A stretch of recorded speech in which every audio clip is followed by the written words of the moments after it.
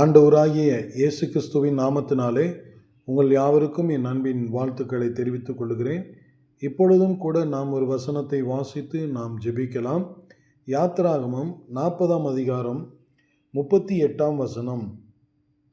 இஸ்ரவேல் வம்சத்தார் பண்ணும் எல்லா பிரயாணங்களிலும் அவர்கள் எல்லாருடைய கண்களுக்கும் பிரத்யட்சமாக பகலில் கர்த்தருடைய மேகமும் இரவில் அக்கினியும் வாசஸ்தலத்தின் மேல் தங்கியிருந்தது.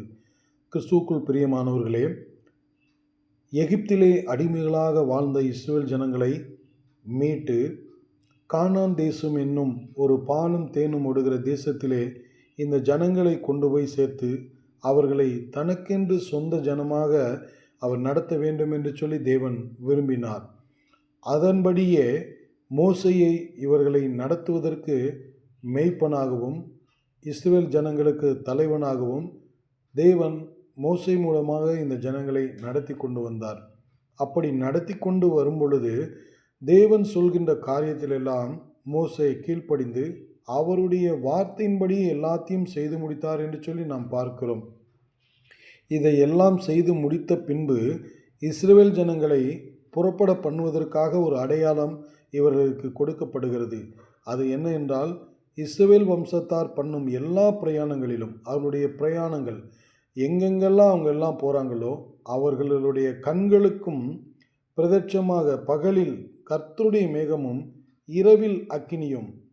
இப்போ உலகத்தில் பார்த்திங்கன்னா ஒருவேளை ஒரு பவர் கட்டோ ஒரு வெளிச்சம் இல்லாமல் இருந்தால் இருள் மட்டும்தான் நமக்கு தெரியும். அந்த இடத்துல ஒரு வெளிச்சம், ஒரு அக்கினியை பிரகாசமாக இந்த ஜனங்களுக்கு முன்பதாக காணப்பட்டது என்று சொல்லி பார்க்கிறோம். அதே போல் பகலிலே மேகம் இவர்களை சூழ்ந்து கொண்டு இவர்களை பிரயாணமாய் நடக்கும் பொழுது இந்த மேகம் புறப்படும் பொழுது இந்த ஜனங்களும் அந்த இடத்திலிருந்து புறப்பட வேண்டும் என்று சொல்லி ஒரு வாக்குத்தத்தோடு இந்த ஜனங்கள் கடந்து போனதை நாம் பார்க்கிறோம். உங்களுடைய வாழ்க்கையிலும் தேவன் பகலிலே மேக ஸ்தம்பமாகவும் இரவிலே அக்கினி ஸ்தம்பமாகவும் இருந்து இந்த உலகத்திலே உங்களுக்குண்டான எல்லா காரியங்களிலும் அவர் ஒரு பாதுகாவலராய் இருப்பார் என்பதிலே எந்த ஒரு சந்தேகமும் இல்லை. உங்களுடைய பிரயாணங்கள் வழிகளிலும் போக்குவரத்திலும் எல்லாவற்றிலும் தேவன் உங்களை பாதுகாத்து நடத்துவார் என்பதிலே எந்த சந்தேகமும் இல்லை. இந்த வசனத்தின்படி நீங்களும் வாசித்து செபியுங்கள். கர்த்தர் உங்களையும் உங்கள் எல்லாவற்றையும் சந்தித்து அவரை ஆசீர்வதிப்பார். நாம் செபிக்கலாம்.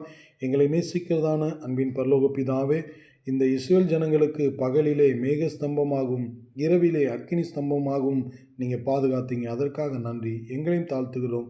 இயேசுவின் நாமத்தில் பிதாவே, ஆமேன்.